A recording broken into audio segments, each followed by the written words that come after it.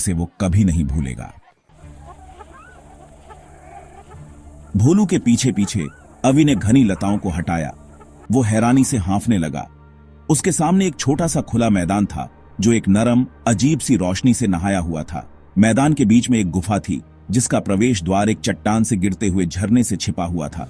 गुफा के आसपास की हवा अलग थी, मानो किसी अनदेखी शक्ति से भरी हुई हो। अवि की रीढ़ में एक सिहरन दौड़ गई, डर और उत्साह का मिलाजुला एहसास। उसे लग रहा था कि इस गुफा में कोई राज छिपा है, कुछ जादुई और प्राचीन। अभी देखो भोलू, अवि ने गुफा के प्रवेश द्वार के पास चमकती हुई एक छोटी सुनहरी चीज की ओर इशारा करते हुए कहा। यह एक मूर्ति थी, मुश्किल से 1 फुट लंबी, एक खूबसूरत महिला की जो गहनों से सजी हुई थी। मूर्ति से एक नरम चमक निकल रही थी जो आसपास के क्षेत्र को रोशन कर रही थी। सावधानी से अवि और भोलू गुफा के पास गए। जैसे जैसे वे करीब आते गए, अवि ने कुछ और देखा। मूर्ति के नीचे कई सोने के सिक्के बिखरे हुए थे जिनकी सतह समय के साथ धुंधली हो गई थी। अवि को एक छिपा हुआ खजाना मिल गया था।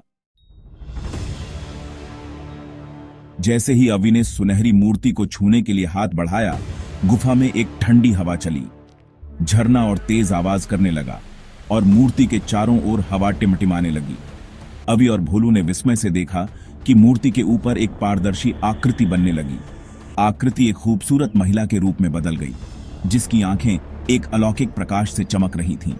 उसने बहते हुए वस्त्र और चमकते हुए गहनों का मुकुट पहना हुआ था।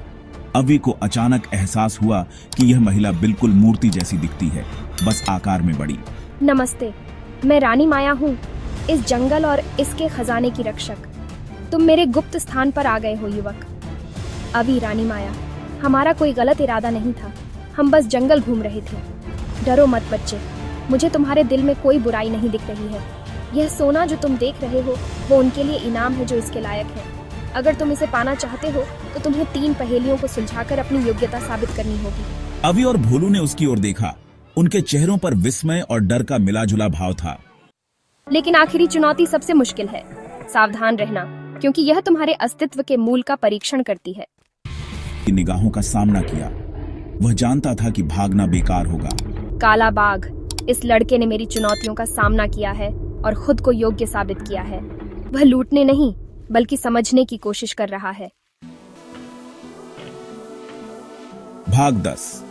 जंगल के बच्चों के लिए एक स्कूल।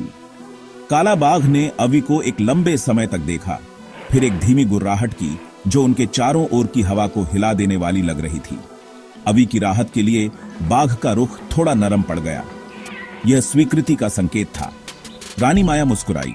तुमने बहुत साहस दिखाया है युवक। बहुत कम लोग काला बाघ की जांच का सामना इतनी बहादुरी से कर पाते। तुमने अपना इनाम कमाया है। उसने मूर्ति के चारों ओर बिखरे सोने के सिक्कों की ओर इशारा किया।